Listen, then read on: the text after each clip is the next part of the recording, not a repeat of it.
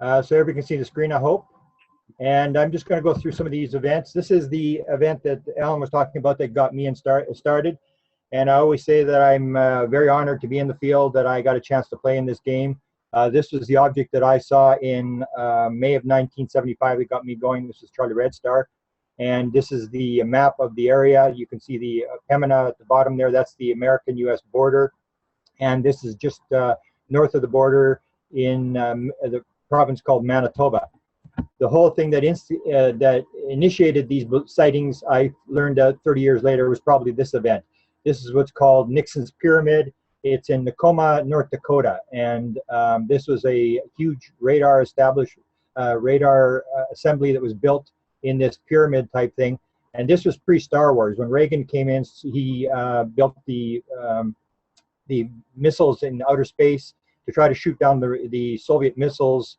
And the main target of the Soviet missiles was the American missiles. It's not American cities, because if you don't take out the American missiles, you're gone. So the first target is always the American missiles. And these were 100 new missiles that were put into North Dakota in 1975, exactly when the sightings started on our side of the border. And North Dakota was actually called almost like a nuclear superpower. If it had been a country, it would have been a nuclear superpower. They had 300 Minuteman missiles, long-range, multi-head missiles. And in 1975, they put in this 100 new, you can see the silos here, 100 anti-ballistic missile units. This is the only anti-ballistic missile unit that ever went operational in the United States. It happened just north of the, just south of the border. And there's 100 missiles here. There's a bunch that were 5 megaton missiles that would try to get the Russian missiles when they were in outer space. And if they missed that, then they had these little 1 megaton sprint missiles that would be shot up, and to try to stop the Soviet missiles from taking out the missiles in North Dakota.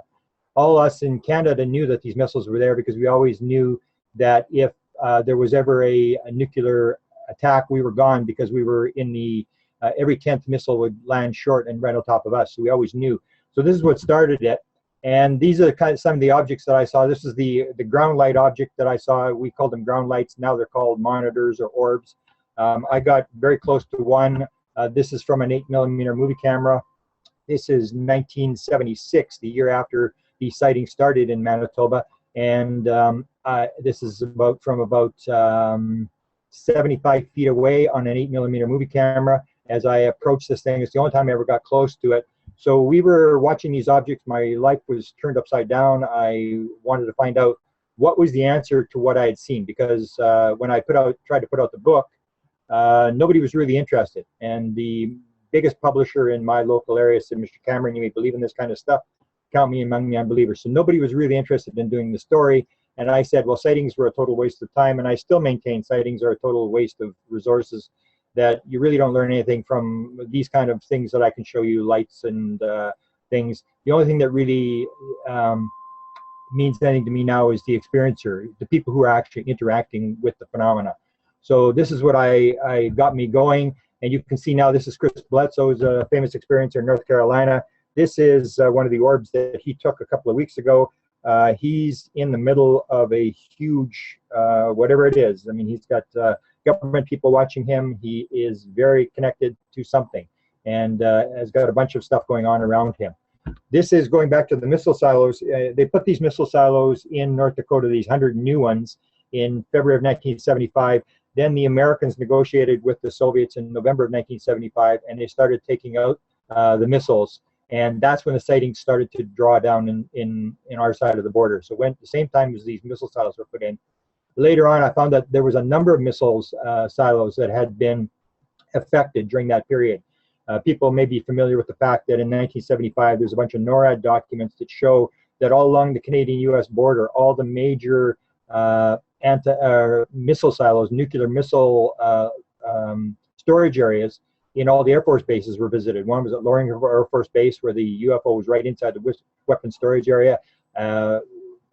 Wordsworth Air Force Base on the Michigan-Canadian border. Right here, where this missile silo is in the Minot base, which is just south of me, and at Malmstrom. So all these bases were getting visits from UFOs in 1975, which I think may have had to do with the Vietnam War, that the Americans were very upset. They had lost North Vietnam, they had lost Laos, Cambodia, and there was this domino theory, and everybody was trying to figure out where the Russians were going to go next. And because there was no troops on the ground now, all the troops had been moved out. The idea was that we might have to use the nuclear weapons, and all these weapons in all these bases went on alert, and the UFOs picked it up. So this is one that happened. This happened a little bit later. This is 1988. This is actually still an operational missile in the Minot Range in North Dakota, and there's the state director of Dakota. His girlfriend was involved with this at 9 years old with 2 other girls, and this is at a small town just north of Bismarck, and the local play was to go to the fence here. You'll see the fence, and you see the missile silo in behind the metal thing there, and they would go into this missile area, and they would throw stones at the fence, and the boys would try to climb over, and the girls would throw stones at the fence, and what they would try to do is, you see this white tower on the left-hand side, and what you would try to do is get the tower to go off. This is the alarm, and there was a yellow light on the top of the thing, and as soon as the alarm went off, then they would run like hell back to town, and this is what they did for entertainment. So there's one particular afternoon, the 3 girls, and I've talked to one, and I'm in contact with the other 2, were there. They were throwing stones. They were supposed to throw stones at the fence, and all of a sudden, this object came out of the missile silo, and I asked the girl who told me the story and took me to the missile silo here. I said, "Are you sure? You sure it came? Where did it come out from?" She said, "That metal thing came right out of that metal thing." And I said, "Are you sure?" She said, "Yes, absolutely." She didn't really realize that was where the missile is actually stored. And she wet her pants. The other 2 girls were terrified. They took off, and this object came right out of the missile silo. It was about as big as a garbage can lid. It was brown, had sort of like brown sort of burn marks on it. It was spinning. It went up about 25 feet in the air and was spinning, and then shot off. So this girl is definitely an experiencer. I followed her stories, but you can see this connection to the missile silos from my early days, and I believe this is a direct and a very important part of the UFO mystery. I've written a number of books. This is a book that I'll talk a little bit about today, the theory behind it. I believe firmly that we're talking about disclosure. I firmly believe the U.S. government has, since the 1950s, been disclosing. They have been disclosing bits and pieces through various types of people and movies and stuff, and what it is an acclimatization program that you can't have people back in 1947. So I wrote this book, UFOs, Area 51 and Government Informants, and I detail a number of these different things, and the main one being Area 51, which was definitely a government leak. This is a second book I wrote. This is 72 articles that I wrote on various subjects that I had put out over the years, and I wanted to put them on the record, so I put them in here. There's a number of very interesting experiencer accounts, download consciousness stories, and that was my second book. This is the book that I deal with a little bit today. This is the book that I just put out, and it's not a political book. It's a book on the Clintons' involvement with UFOs, and it's 326 pages long, and I detail the fact that the only reason the book was done is because the Clintons are very interested in UFOs. There's absolutely no ifs, ands, or buts about it. They were involved. They made a lot of speeches and put stuff in their speeches. If you were to do Donald Trump's UFO book, it would be 2 words long, not interested. If you were to do Bernie Sanders' UFO book, it would be very short, not interested. The Clintons is 326 books. They were very interested in this subject. They always have been interested in this subject.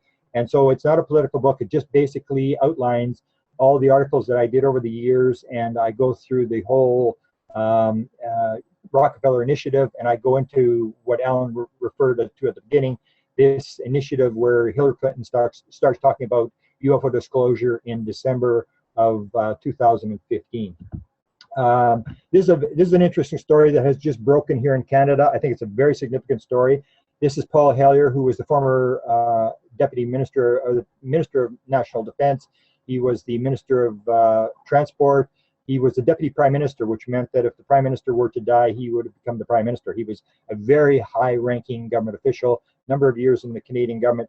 And as a lot of people know, he got interested in UFOs after reading the Corso book, really hadn't any involvement in UFOs. He said that when he was Minister of Defense, he had seen UFO stuff coming across his desk, but he wasn't really interested. He was basically working on a bunch of other stuff and really wasn't all that interested. So he got interested with the Corso book, and he did detail the fact he'd talked to, I believe it was a 2-star general, who told him this stuff is for real and there's more. And Paul got into it, and he's made a number of speeches and basically just repeating stuff that other people have put out there. This story was told in last month, or about 2 months ago, at Brantford, Ontario. This was the Canadian version of the citizens' hearing. Instead of having congressmen and senators, we had a bunch of reporters and people doing PhDs who were sitting on the right-hand side. You can see the panel on the right-hand side, and there's Stanton Friedman and Dolan and myself and Paul Hellyer. And it's during that event, Paul Hellyer tells a story, and I've known Paul Hellyer, I've been chasing Paul Hellyer since the 1970s because he made a speech in 1967 where he referenced the fact that the Canadian government had actually opened a UFO, a base, a top secret army base in 1954 for UFOs to land. And he actually confirmed this in a speech. So I've been chasing him since the 1970s, but it was during this speech that I was sitting right beside him, and he suddenly makes this statement where he talks about the fact that he knows for a fact that the head of emergency measures in Canada is actually briefed on the subject of UFOs. And the reason he knows that is that when this guy was dying, he was the head of emergency measures in Canada, and he was dying of ALS, Lou Gehrig's disease, and he decided that he had to tell the story. And he had a story to tell. He talked to an Air Force guy who was a friend of Paul Hellyer's, and the Air Force guy went to Paul Hellyer and said, this guy has a story he wants to get off his chest, and he's decided that you're the guy he's going to tell the story to. So Paul didn't go at first, and then the Air Force guy phones him back, and the Air Force guy says, you better get there. He's about to go off the cliff. He's about to die. So Paul gives this guy a call, and the guy confirms, yes, this is true. As the head of emergency measures in Canada, he actually was brought to Langley, the CIA headquarters, and he was given a briefing on UFOs, and he was basically told the story. This is for real. It's all for real. He was taken to Area 51. He was allowed to go into a craft. He was allowed to walk inside this craft, and he was forced to sign all these papers that said that he would never talk about this. So just as he's dying, he opens up and he tells Paul Hellyer's story. Now, this is an extremely significant story for the fact that since I brought out the Clinton book, one of the things that I have said is that I believe that the president knows. And a lot of people have sort of balked at that and said, no, the president's out of the loop. There's the Wizard of Oz and Deep Dark Cabal is running the show. And I say, no, the president's running the show. He's in charge of this thing.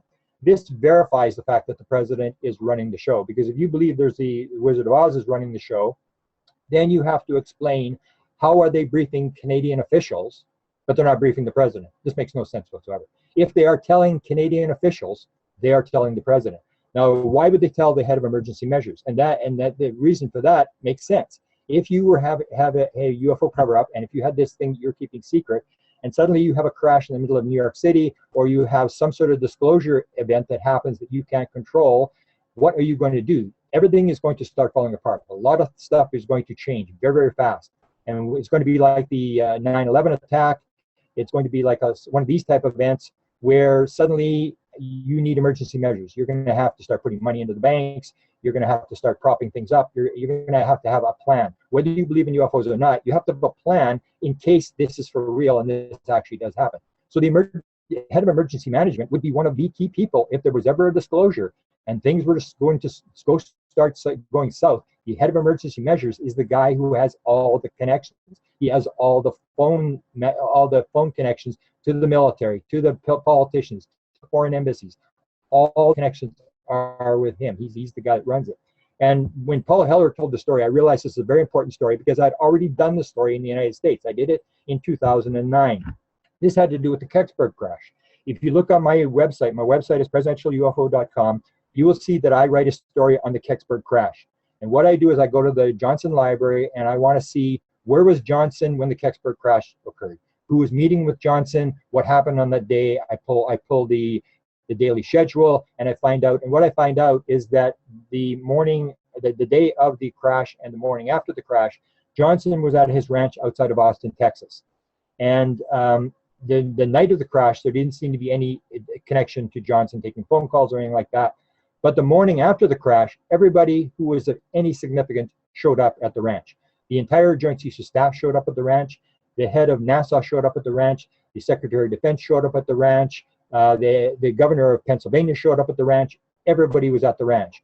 And it did seem to indicate that if there had been a briefing on the Kecksburg crash, the right people were in the room, because you have military was involved, NASA was involved. All these people showed up at the ranch the very next morning after the Kecksburg crash. So I go to the Johnson Library, and what I'm looking for is I'm looking for the material on what happened. And I find this connection that all the main people were in the right places at the right time. The other thing that I found was that in the Blue Book files, if you go back to the Blue Book files, you will see there's actually a reference to the Kecksburg crash. On that night, there's actually a file. And on that file, they talk about the Special Facilities Division. You'll see on here. And the guy by the name of Mr. Bourassa.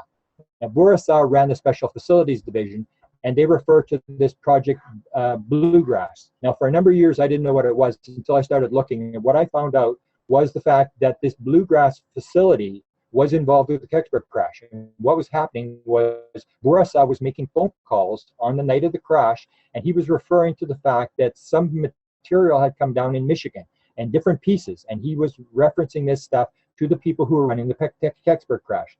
Now, what I would learn later when I found out what this project Bluegrass was, it is Mount Weather. This is the presidential bunker. This is, if there's a nuclear war, this is where they're telling this is where they take the president, this is where they take the entire Congress, and this is the place, the head of FEMA. This is where they run FEMA. And FEMA is the American equivalent of the Canadian emergency measures. The same story. So if you were to have a crash in the United States, if you were to have an event take place in the United States, like Kecksburg, where it suddenly gets out and people realize this is for real, it is the emergency measures people who will actually have to deal with the situation. If there's fallout, if the stock market melts down, they have to have a plan, and they have all these connections to to the Joint Chiefs of Staff, to all the military people, to the White House, to all the embassies, to all the foreign governments, and it is there where this thing will be run. And this makes sense, because to get into Mount Weather, you need a top secret security clearance just to get in the building. Forget about what you're doing in there. This is a highly secure place.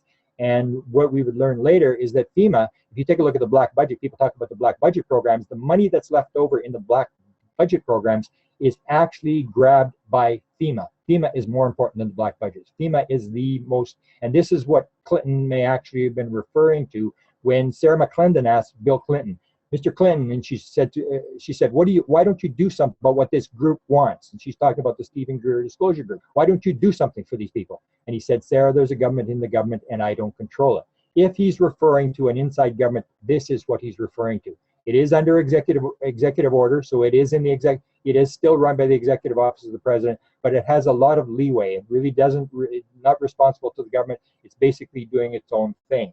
So we have this same connection that the Canadian emergency measures guy is briefed, and suddenly I find out when the Kecksburg crash happens, you have the emergency measures people in the United States are directly involved in this thing. And later on, I would find out, for example, that Stephen Greer's witnesses, who's General Stephen Lovkin, I interviewed him privately, and I think I put on my website, but nobody's ever seen the interview. And I asked him, because he was at Mount Weather, and he was making statements to people that Mount Weather is where they run the UFO program and where they track the UFOs. And so I contacted him, because I knew this connection to Bourassa and the Kecksburg crash, and I contacted him and I said, are you sure? Are you sure it was Mount Weather? He said, yes, it was Mount Weather. And he wouldn't tell me who had told him, but this guy had told him, yes, this is where they track UFOs. This is where a lot of the UFO stuff is done. And it makes sense, because there are no records. If you try to find the records from Mount Weather, you will not find any records. Mount Weather has been involved a number of times. For example, this is the UFO blackout in New York City, and this also involved emergency measures. It was the only time that emergency measures ever went on like a DEFCON thing, where they actually went on alert.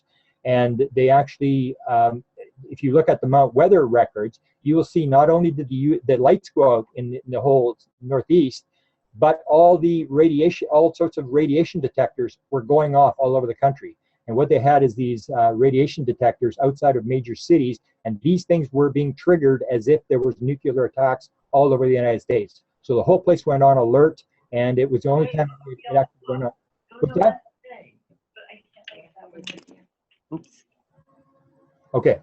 So you have these people who are actually watching this thing, And it was a very high state of alert when this happened. Johnson was, I believe, on the phone with Mount Weather every 10 minutes getting updates as to what was happening during the New York City blackout. And of course, people know that New York City blackout, there's a lot of stories about the UFO causing the New York City blackout. And it is actually referred to in the final report that Podesta put out on the New York City blackout.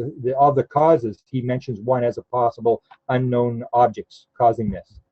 Now, again, I referred to this whole story being very important, that the Canadians are being briefed on the UFO situation, the actual story, actually being shown the craft.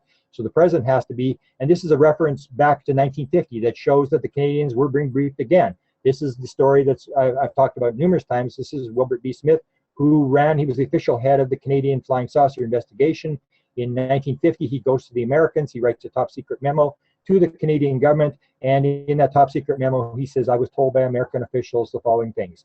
Flying saucers are real. It's the most highly classified subject in the United States. There's a small group headed by Dr. Vannevar Bush who are trying to figure out the modus operandi, and it's of tremendous significance to the Americans, and the Americans are associating other things with this phenomena, such as mental phenomena. They're not doing very well, and they said if we're working on it, they're willing to exchange credentials. And this again goes to the fact that if you're briefing Canadian officials, you got to be briefing the president. There are this makes sense that these people would be briefed. Wilbur Smith was running the Canadian program. This was all classified, so a lot of the material didn't come out as to what he was doing. But his son declared quite clearly at the end of his life, he asked his father, because his father was dying of cancer, he said to his father as he was dying, Dad, did you ever see the craft? And he says, yes, I was actually shown the craft, and he refers to a base outside of Washington, D.C. I was shown the craft, and I was shown the bodies. So here you have Canadians being shown, which would indicate that this thing is being run by rules and regulations, and the president does know. And this comes down to this whole idea of, does the president know? A lot of people still believe that the president does out of the loop. What you got to realize, and I've got these different oaths that are taken by high military officials, by government officials, and by the president of the United States, and they all refer to the fact that they will faithfully execute their office, and they will protect and defend the Constitution of the United States of America. I firmly believe that the people that are in government are not evil people. They may be totally deluded as to what they're doing, but there have been 13 administrations who have dealt with the UFO phenomena, and they have all done exactly the same thing. Whether they're Republican or Democrat, there's been 7 Democrats and 6 Republican administrations, and they've all done exactly the same thing, which means that they believe what they're doing is constitutionally correct, that they are doing what they're doing is lawful, number one, and it's constitutional. If they didn't, somebody would defect. Somebody would take a walk. Somebody would fight back, and there's a number of examples that will show you that they will. The latest reference was this idea that Trump was going to use nuclear weapons, and the head of the CIA said, or waterboard, and the head of the CIA said, well, I would resign. And nobody's resigning. And I can show in the book, the Clinton book, I show a couple of examples where people did resign when a major incident occurred where the president, they believed, was outside the legality of the law, and they all resigned or threatened to resign. Nobody's resigning, which means that what they're doing, they believe is right. Now, if you look at the president of the United States and you look at constitutionally, if you believe these people are doing things constitutionally, it starts to make sense that the president of the United States would be in charge of this whole thing. And the reason the president is not being shown to be in charge of this thing is because if you believe it's the Wizard of Oz, if you believe it's a deep, dark cabal, you can't interview them. It's game over. They can say whatever they want because you can't get to the source of where this stuff's coming from. But if we suddenly, the Washington Post and the New York Times suddenly finds out that the president of the United States is being briefed on this subject, then suddenly everybody knows where the president lives. Everybody knows the president's phone number, and he comes under attack. And if it becomes known that the president has been briefed on the subject, the president isn't briefed on stuff that doesn't exist. Everybody's going to start demanding answers of the president, and all he has to do is one slip and say, yes, I was briefed, and it's game over. Then it starts to unravel, and the president comes under attack that everybody realizes he's the Wizard of Oz, he's the guy running the cover-up. Now, he would constitutionally be in charge of this because you can see that he is the head of state. If you are dealing with aliens, if you are dealing with extraterrestrials, this is a foreign power. This is not Americans. Whatever you think about them, they're not Americans. The only people that can deal, the only person that can deal, negotiate, or sign treaties with a foreign power, whether it be ETs, Soviets, Chinese, whatever, is the head of state. The President of the United States is the head of state. You cannot run this thing, be negotiating with aliens without the head of state involved. Somebody is going to realize this is unconstitutional and is going to walk.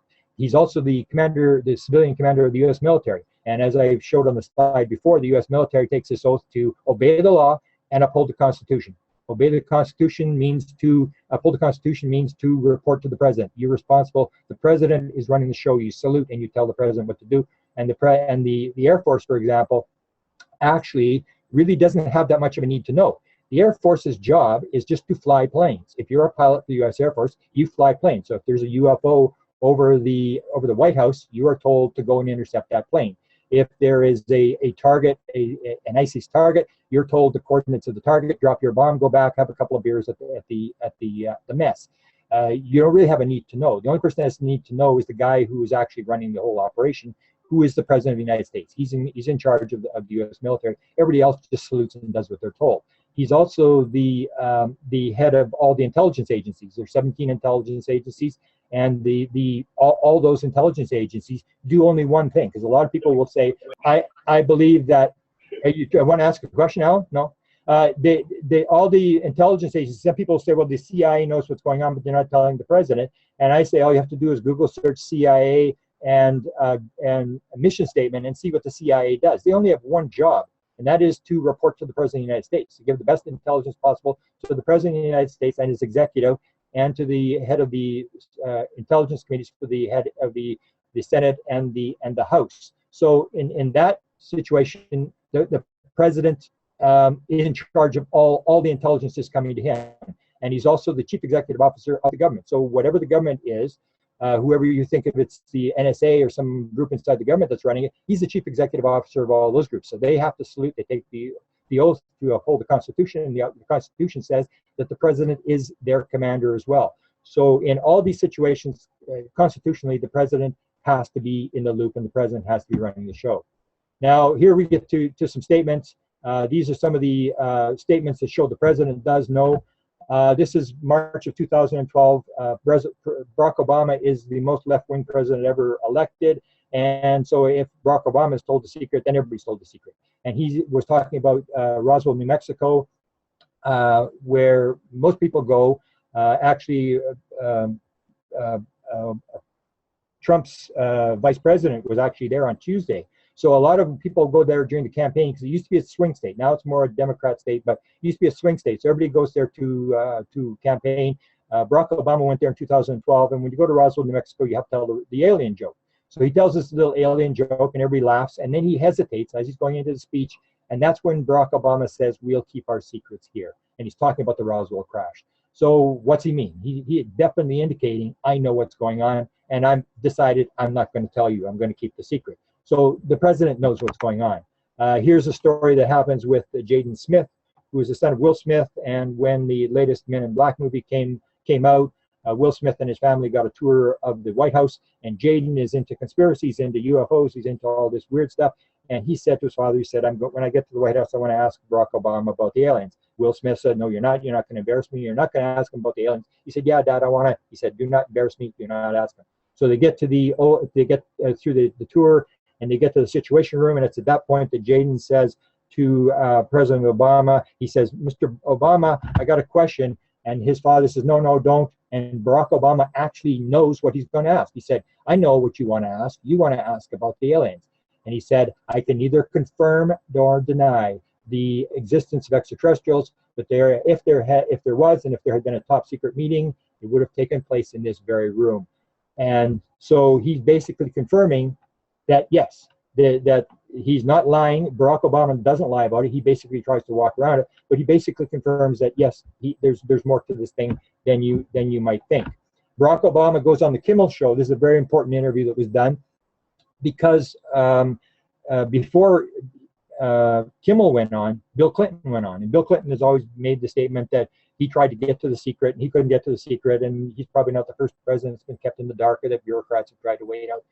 So when he went on, a guy by the name of Ben Hansen from Fact or Fake actually did an analysis of Bill Clinton's body movements and indicated that Bill Clinton probably wasn't telling the truth, that he was being very hesitant about his responses about UFOs. So when Barack Obama goes on the Kimmel show, Kimmel starts out the interview by saying to him, you realize they're going to be watching you. They're going to be watching everything you say and everything you do when I ask you the UFO questions. And Barack says, yes, I know. So when he's asked the question, he's asked the question, the denial question, the whole thing about the president doesn't know. He said, well, I had President Clinton on here, and he basically said he didn't know. He tried to look and he didn't find out. So he says, what about you? What did you find out? And at that point, according to the review, the analysis that Ben Hansen did later, Barack Obama says, I can't reveal anything. That's his answer, which basically says, yes, this thing's for real, and it's classified, and I can't talk about it. But when he's doing this, when the Ben Hansen did the review, it was shown that he was actually breathing at 42 times a minute. When he was asked that question, he was hyperventilating. He was very, very, very petrified as this was being answered. So again, he basically confirms this thing's for real, it's classified, and I really can't talk about it. Then in this year, in February, just after he goes on the Kimmel show, he does it again. He goes, and this is this Macy, this little 6-year-old girl who's an expert on presidents, knows everything about presidents, and he gets to meet her on the Ellen show. Gets on the Ellen show, and this thing is all staged. It's all pre-written. They're reading off cue cards, and basically he asks her, what do you want to ask the president? And she says, I want to know, do aliens exist?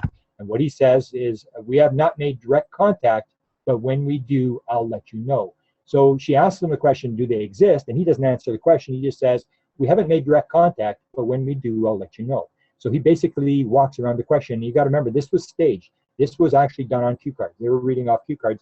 I contacted Macy's parents to get them to confirm that, and they would not respond to me about whether they're reading off cue cards. But Ben did some pretty good analysis that showed they were actually reading off cue cards. So here's the last one from Obama that basically shows that there has been disclosure and that the president is actually telling us basically what's going on, and that people just aren't picking up on the clues. And GQ magazine, he's done a number of interviews with GQ magazine. He basically hands them the disclosure thing, and they don't pick up on it. So they ask him about the Book of Secrets, which he gets asked about all the time. Is there a Book of Secrets that tells who actually killed JFK, where Jimmy Hoffa's buried? Was Roswell real? And that's when he basically says, I'm always a little disappointed. People keep asking me about Roswell and the aliens, and as it turns out, the stuff that's going on that's top secret isn't nearly as exciting as you would expect. In this day and age, it's not as top secret as you'd think. So they ask him, what about Roswell? And he says, well, the top secret stuff is not that secret. It's not that interesting. The top secret Roswell stuff, it doesn't, no, they didn't pick up on it. This is like, what do you mean top secret stuff? There's not supposed to be anything. That is the official government position. And that was the same thing that the Washington Post asked me when I talked about Hillary Clinton making her statements during the Clinton administration, which I'll mention later. They said, what's the big deal? So what? The First Lady is talking about UFOs and is involved. And I said, the big deal is there's nothing going on. That is the official government position. There's nothing going on. So when the president turns around and says, well, the top secret stuff isn't nearly as exciting as you think it is, the question should have been, do you mean there's actually top secret stuff? But numerous times people have given us these outs and nobody has taken them. The media has just gone to sleep and just asked them the next question, when basically this is almost like a confirmation of the fact that this thing's for real. Now, the people who say that the president really doesn't know what's going on have to answer. In the back of my book, I have an appendix where I go through a number of different things that are various presidents. So you have situations where Kennedy is actually shown the bodies. Tim Good talked to the pilot of Air Force One, and he tells a story about them flying Kennedy to see the bodies in Florida. You have this statement made by Jimmy Carter to Shirley MacLaine that he wanted to use the Sunshine Laws on intelligence to expose it, to see how the people would react, but he didn't and wouldn't and couldn't. So basically he tells Shirley MacLaine, I was going to put it out there. So if there's nothing there, well, what was he going to put out? He's going to put the actual story out to see how the people would react, but somehow he was blocked. And I believe there's a vote. If you get later with Hillary Clinton, I believe there's a group that actually makes the decision, and there's a vote that's taken, and the vote has always been against, and now the vote is for. There's more people for the disclosure inside the government than against the government. So you have that, and you have Charles Huffer being told by Bush Sr., I know some. He's asked by Huffer. He said, send me some stuff. And Huffer says, you're in CIA. You're a CIA guy. You know what's going on. What do you mean me send you some stuff? And that's when he said, and we've got this on tape, I know some. I know a lot. Basically confirming, yes, this is for real. This is, in the official government story is wrong, that there's nothing going on. And Bush confirmed to a friend of mine that he had actually seen the Holloman Air Force Base film, which is a film where aliens land and is taken from 3 different vantage points, a 15-minute color film that's shown during the briefing for the president, and it shows this the landing of aliens at Holloman Air Force Base. And Gerald Ford also confirmed to this same friend of mine, who's a very high-level scientist, that yes, this was for real. He was briefed, but he wouldn't tell when the briefing was and what happened. And then I'll just use one more reference here. This is a story that usually isn't told, so I will tell this story. This is a story that the guy on the left is Scott Jones. The guy on the right is John Alexander. And John Alexander's the head of his PhD committee, which Elizabeth Kubler-Ross. He actually did a near-death experience PhD. And so these two men were interested in UFOs. They were working together during those years. And what happened is the left guy, Dr. Jones, was actually working for Claiborne Pell. And Claiborne Pell was interested in UFOs and paranormal phenomena. And what he said was that he wanted a meeting with Jimmy Carter. So Claiborne Pell actually wrote a letter, and you got to keep in consideration that Claiborne Pell at that time was the leading Democrat in the Senate. He was the most powerful Democrat there was. So he writes a letter to Jimmy Carter, who is at that time retired at the Carter Foundation, and he writes the letter and he says, I've got these two guys, they're coming through Atlanta, I'd like to get you to talk to them about UFOs. And there's no reply comes back. So Scott Jones actually phones the Carter Center in Atlanta, and he says, Claiborne Pell sent a letter to the Carter Center, and we haven't got a response, and I was just wondering when we're going to get a response on this. And the answer he got was, there will be no response. Didn't refer to it, just said there will be no response, which basically is the story is the president cannot be a player. Because the president is running the cover-up, you can't have the president talking about UFOs. You can't have him answering questions because he's the guy running the cover-up. He always has to play the game that he doesn't know what's going on, that he's out of the loop, and therefore you do not have a meeting with these two guys, even though you're a former president. And that basically, if you believe the president doesn't know, then you have to explain why Jimmy Carter and these people are avoiding these meetings. And I have a whole list of them through different various presidents. Nixon showing the body to Gleason, and some of these stories are going to be true. They may not all be true, but there's a lot of these stories around that show that the president is in the loop and the president is running the show. Now we get to Hillary Clinton, which is the latest sort of events with Hillary Clinton. This I detail in the book. I go through this. The actual cover of the book, the aliens in the background were actually provided, and the picture on the front cover were provided by my friend Paul Davids, who did the Roswell movie and whose father was actually a professor for Bill Clinton at Georgetown University. And he had a chance to talk to Bill Clinton for 10 minutes about UFOs at a fundraising event when Hillary Clinton was running for president in 2007 in the Hamptons. And he actually provided this photo. This photo was from this event, Bill and Hillary Clinton. And when Hillary's talking, he actually sits down with Bill Clinton. He gives him the latest Roswell books. And that is at that point that Bill Clinton looks over at him and knows that he's the son of this professor that he admired so much at Georgetown University, and says to Paul, I'm fascinated in this stuff and I'm going to read this right away. So Paul gives that, and then the aliens that are in the background on the photo were actually the Roswell alien. And Paul Davids is famous for sending UFO books to the president. He actually sent one during the Clinton administration, which became very famous. He sent the first Roswell book written by Randall and Schmidt in 1991. He sent it to the White House, and when they did the FBI investigation on the Monica Lewinsky affair, they were looking for a book called Vox, which was a phone sex book that was sent by Monica Lewinsky to the president. And right beside that book in the president's library was the Roswell book that Paul Davids had sent. So Paul Davids has this sort of indirect connection to the Clinton administration, and was able to get some of this stuff through and give this indication that the President Clinton was very interested in the subject. Now we get to the very important part, the role of Hillary Clinton. Her role goes right back to the Clinton administration, and in the book I document these events where I show the two main documents. in the 1,000 pages of documents that I got from the Clinton White House. I got many more later on from the Clinton Library, but the first 1,000 I got were from the Clinton Library, or the Clinton White House, which were the science director's office, 1,000 pages of documents. And what it detailed was the Rockefeller Initiative, Lawrence Rockefeller, this powerful billionaire, going and wanting UFO disclosure, and he doesn't get to the president because the president can't be a player. He never does get to the president. He never does brief the president. No matter what anybody tells you, he doesn't get to the president. He only gets as far as the science advisor because the president can't be a player. And the science advisor is dealing, and there's 1,000 pages of documents back and forth, these letters going back and forth between the science advisor. And the key to this was, you'll see in this letter, it says a draft letter sent to the president. And every time Lawrence Rockefeller wouldn't get what he wanted, he said, okay, I think it's time to send a letter to the president. And he had this letter on UFO disclosure that he was going to send to the president. He was so powerful. They knew that this would expose the president, that this would make everybody would suddenly start asking the president, because the letter basically indicated the president knew what was going on and it's time to own up to the people. So every time he brought up the letter, they would say to him, oh, no, hang on, what do you want, what do you want? And he never did send the letter. But in the letter, you actually see that it says that the draft was actually, he was sending it to various people to help edit the letter. And one of the people that helped him edit the letter to the president on UFO disclosure was Hillary Clinton and her staff in the West Wing, in the First Lady's office. So she was helping edit this letter to Lawrence Rockefeller. So she was in the middle of this Rockefeller Initiative. The second document was even more important. This was a document that showed that there was letters going back and forth between Rockefeller and the science advisor to the president.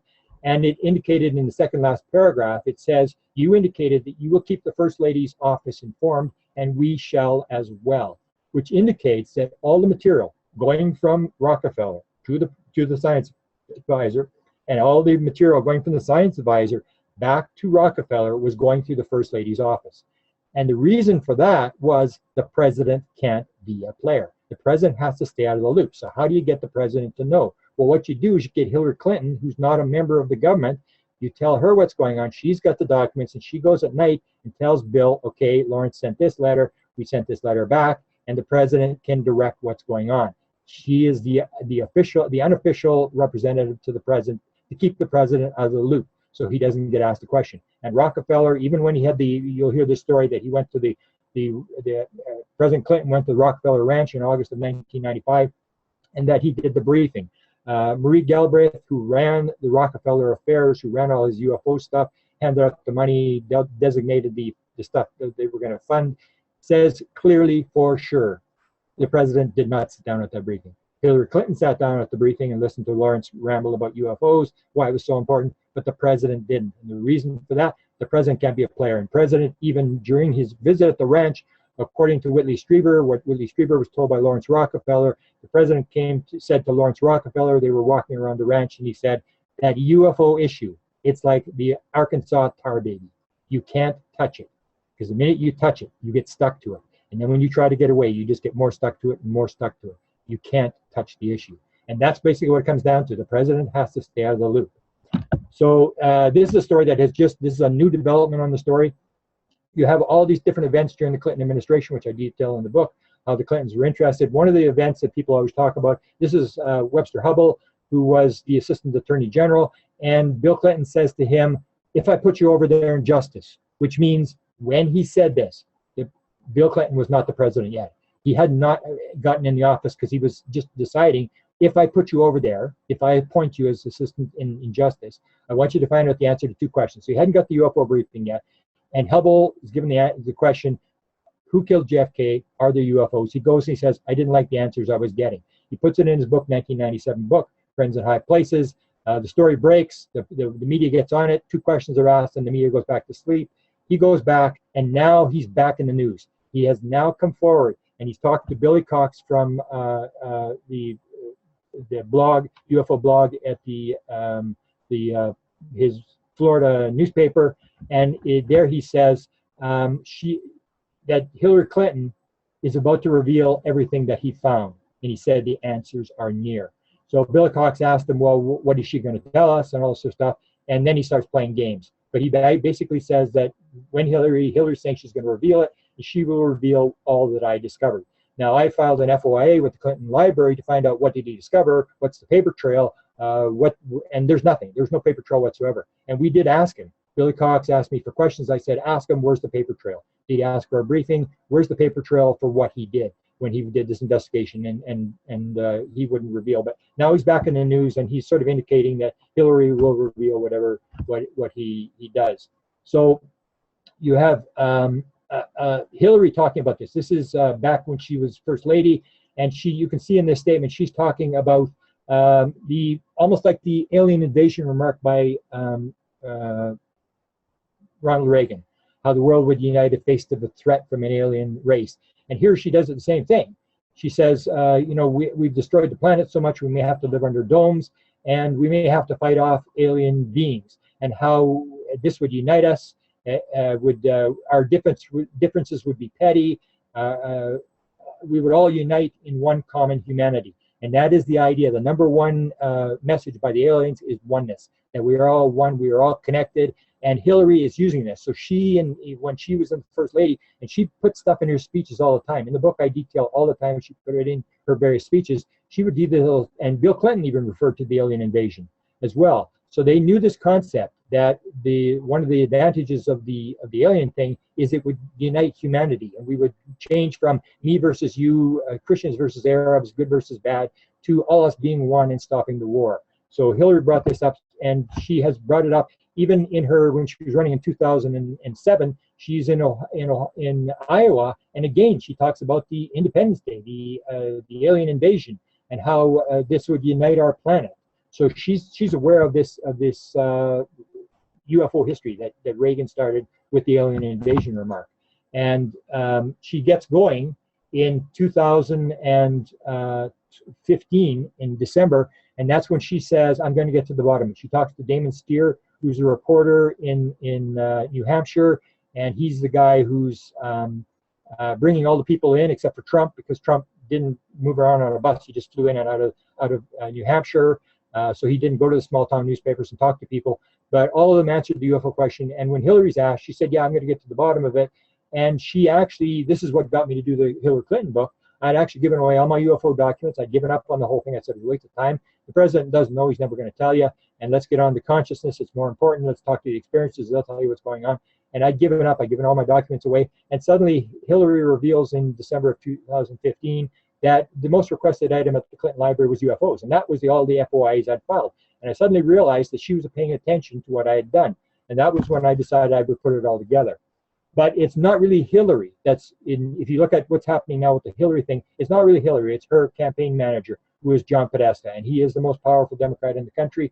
He is the chairperson, or the chairman or chairperson of the Hillary Clinton campaign. He has the first and last word. He will help pick her cabinet. He says he's not going to be the chief of staff, but he may be her new chief of staff. Very, very powerful guy running the show, and was also chief of staff to Bill Clinton, and he was also a legal advisor to Barack Obama. So very, very powerful. He helped pick the Barack Obama administration, and 40% of all the people in the Barack Obama administration are people from his institute, the Institute the Institute in Washington. Can't remember the name, but his institute. Most of Podesta's people are in the Obama administration. So he's a very, very powerful guy, and he's the guy that starts it. He actually starts by, well, this is Hillary talking about the fact that she's going to get to the bottom. She's going to maybe do the, no, this is, no, pardon me, I'm making a mistake. This is the day Podesta comes into the Obama administration. His number one thing is he's into Area 51.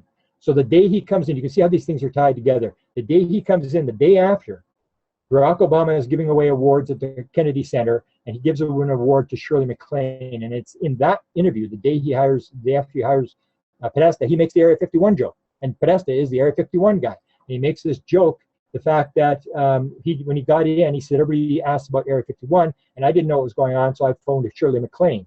And of course, he got the big joke, and he said, how's that, Shirley? And then he says, I'm probably the first president to actually officially talk about Area 51. And that's true. He was the first guy. So it's like the Bill Clinton and Hillary Clinton talking about the alien invasion. These people all know the UFO history. He knows what the UFO history, the president never talked about it. So he makes this joke after Podesta joins his administration. And here's him giving the awards. And here's when Podesta starts. This is in 2015. He writes a tweet and this is the day he leaves the Obama administration. He's there for 1 year. He said it was a tremendous privilege to serve. And he said, finally, my biggest disappointment in 2014, the 1 year he was there. And then he says, once again, this is important. He says, once again, not securing the disclosure. And that's important because he tried to get Bill Clinton to disclose, and he couldn't do it. He tried to get Barack Obama to disclose, and Barack Obama wouldn't do it. And he said, once again, I'm disappointed that I can't get it out, which means he tried it before. And he copies Marie Dowd. And when you read Podesta, and I always say when you read Podesta, anything Podesta says, you got to watch it very carefully because he words it very carefully. We could not find out why he copied Marie Dowd from the New York Times, because the New York Times really doesn't do pro-UFO pieces. And we suddenly discovered that in 1997, Marie Dowd had done a pro-UFO piece. When the Roswell final report came out, they said it was crushed as dummies, being dropped in 1953, that people were seeing in 1947, that they misinterpreted the date. And Marie Dowd had written an article that said, this proves that this is for real. This is the stupidest thing I've ever heard. This actually proves that the Roswell thing actually did happen. And that's why a decade and a half later, or 2 decades later, Podesta actually copies her on this tweet. But you got to read his things very carefully to see what he's doing. And this is when he starts the UFO thing. So everybody thinks Hillary Clinton's trying to get votes. It isn't Hillary Clinton. It's John Podesta. And I maintain, I don't care what anybody says, that he put it in front of a focus group. Everything in the Clinton, not in the Trump administration, but in the Clinton campaign is put through a focus group. They say, what, put a focus group, what do you think? And everything that comes out good, they talk about. Everything that comes out bad, they don't talk about. They put this in front of a focus group. So what happens is she does an interview with Lena Dunham, and after the interview, Podesta tweets. He says, good interview, but next time, but ask her about the aliens next time. So it's John Podesta that actually stops it, and he starts asking reporters to ask Hillary about the aliens, which means he's pulled the issue, and it is a positive vote in the focus groups. It's something that we can get some votes from. It's something that's interested, and I'm the one that's interested in it. So it wasn't Hillary Clinton, it was John Podesta. And here you have her talking about it, and she details the fact that she's going to this is to Damon Steer, that she's going to get in and reveal the stuff, and she's going to get to Area 51, and then she goes on the Kimmel show, and that's where she basically says the same thing. I'd like to get into those files and hopefully make as much as possible.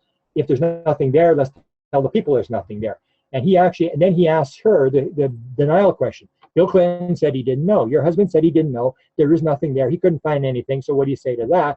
And that's when she says, well, I'm going to look again. And she's very, very authoritative. She doesn't really blink an eye.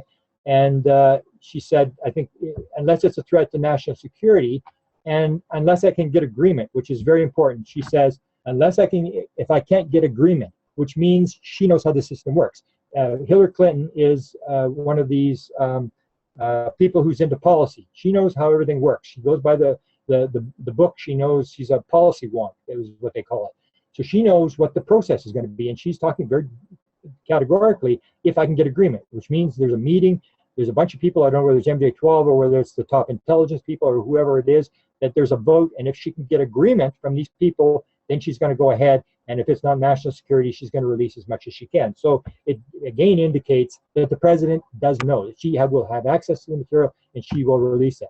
Then on the Breakfast Club, she has this meeting with the Breakfast Club, and the African-American guy is sitting right beside her, and he actually says to her, I think I was abducted. He had UFO sightings. I think he was abducted twice. He has marks on his body, and she doesn't bat an eye. And again, she goes into the thing, and she says, yes, I believe it's people aren't sitting in their kitchens and making this stuff up. I believe we should get this thing out. And she basically confirms to them, yes, she's going to do this. So she talked about it 3 times, but it was in response to 3 questions. She has never brought it up herself. She has never raised the issue. It's always been in response to questions, and the questions were initiated by John Podesta pushing the issue. Now, disclosure full or partial, I say it's partial, and I say it'll always be partial unless they make some sort of decision to do it, which still now looks less possible than before. 6 months ago, I was very optimistic. Now I'm back to they're going to leak partial stuff. They're leaking stuff. They are leaking stuff as we speak. The same as the aliens are leaking stuff. The aliens are putting down little patterns. They're not telling us directly what they're doing. And the American government has done the same thing. Walt Disney was contacted. He was told to write a UFO piece, and then he was offered film, and they pulled the film at the last minute.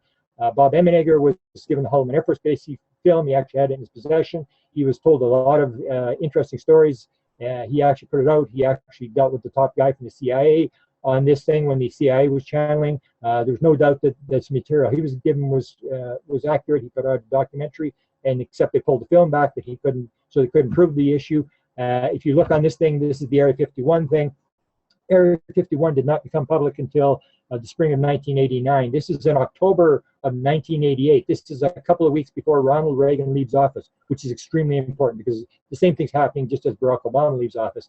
That when you're a lame duck president, there's always a story that Ronald Reagan would appear with the live alien at his last thing, and this happened a couple of weeks before he leaves. There's a documentary called UFO Cover-Up Live. You can find it on YouTube, and on there they show this flow chart, and it shows the president at the top of the chain of the UFO cover-up, and it shows in his office, MJ12. MJ12 was formed by a classified executive order. It's right inside the executive office of the president. Everything is run out of the president's office, and you can see Area 51. So Area 51 would not become public till Bob Lazar went on KLS TV in spring of the next year. Already on a flowchart in 6 months before Bob Lazar went public, you have it on a flowchart that Area 51 is a part of the UFO thing. And that was on this UFO documentary, and everybody just sort of overlooked it and just kept going. They've been leaking this stuff indirectly through various channels. This is one of the guys, people always talk about Richard Doty leaking false material. This is the former head scientist for the CIA. This guy leaked 1,000 times more than Richard Doty. This guy's talking about UFOs all the time. So the question is, why is this high-level top scientist for the CIA putting material out? He's putting material out because he's allowed to put material out. This is what they're doing. They're indirectly releasing this kind of material. Chase Brandon, on the 65th anniversary of Roswell, he goes on coast to coast in front of millions of people, and he basically says, Roswell was real, it involved extraterrestrials, and there were bodies. And he went on there, and it went on Huffington Post with 7 million hits, and the Huffington Post dropped the story, everybody else dropped the story, he walked back into the shadows, and that was the end of the story. He basically came out and basically disclosed this whole thing. So Hillary is actually, again, is the first high-level official who's actually confirmed. She said that we may already have been visited.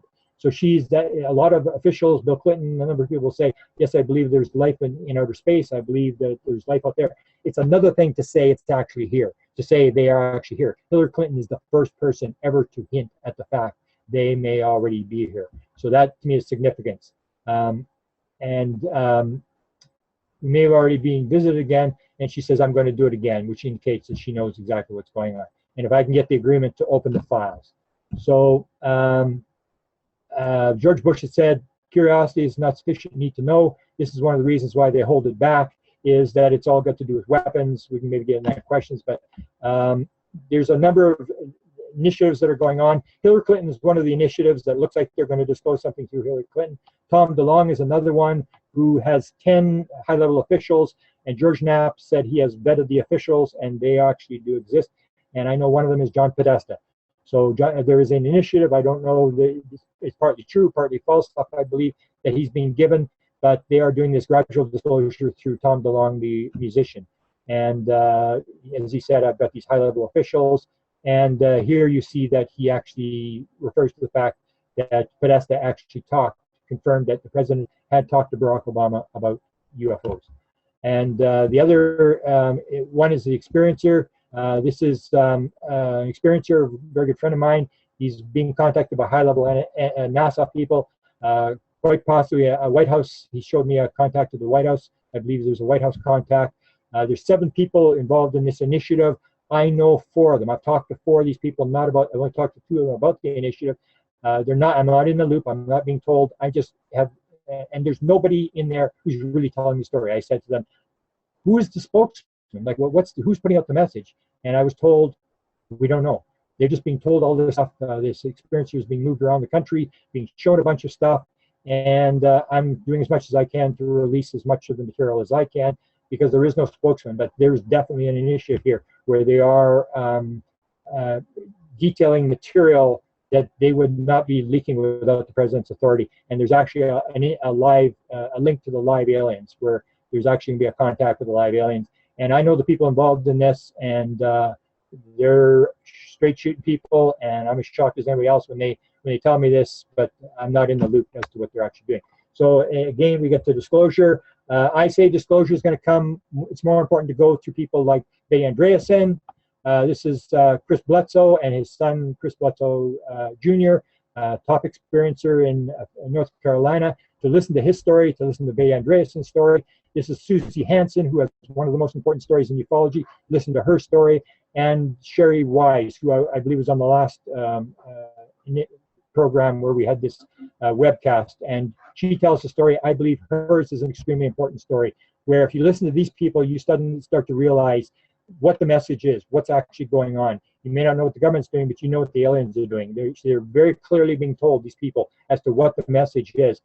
And I would end by saying what Shirley Wild was told. She was shown as an 8-year-old the destruction of the United States. The west coast of the United States being taken out by this huge wave, and millions of people being killed. And she started to cry, and she said, "Why are you showing to me this?